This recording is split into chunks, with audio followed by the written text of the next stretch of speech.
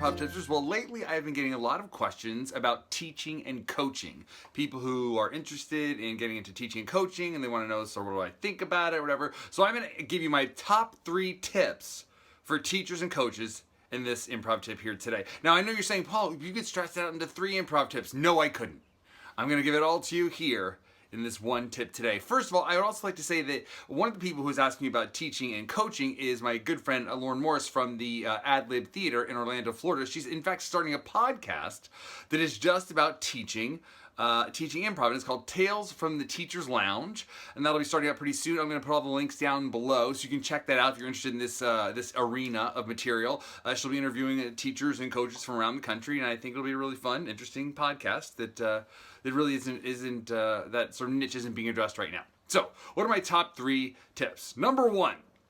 If you're going to coach or teach improv, I think that you really need to take a second and really look deep inside yourself and figure out what is it that you really believe about improv. I know that when I started teaching and coaching, I was kind of in a vague way moving towards better scenes, quote unquote better scenes, right?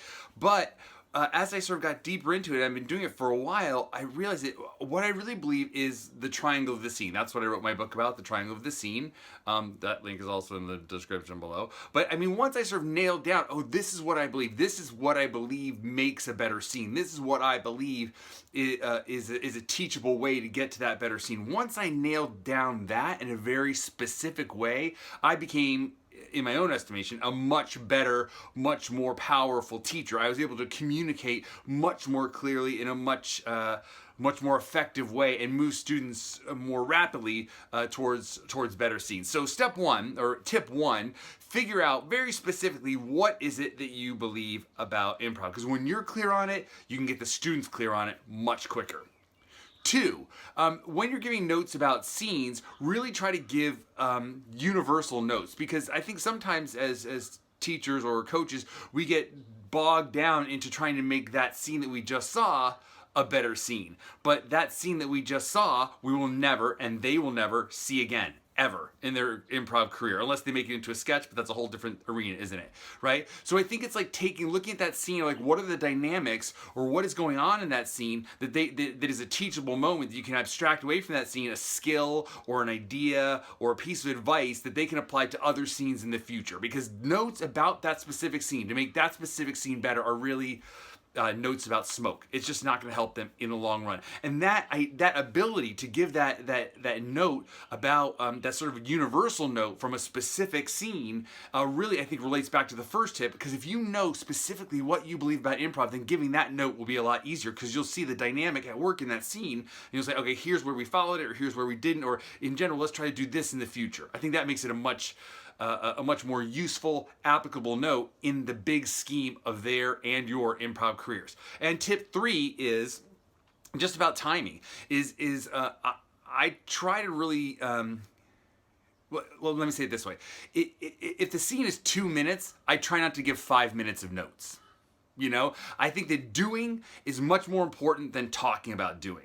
Right? And I think that everyone will default in general to talking about it rather than actually doing it. So I try to always keep my students moving up and moving forward and getting up and working, because I think that's when you learn the most. Then we stop for a moment, we sort of try to pull out some universal lessons, and then we do it again, right? Or we do it more.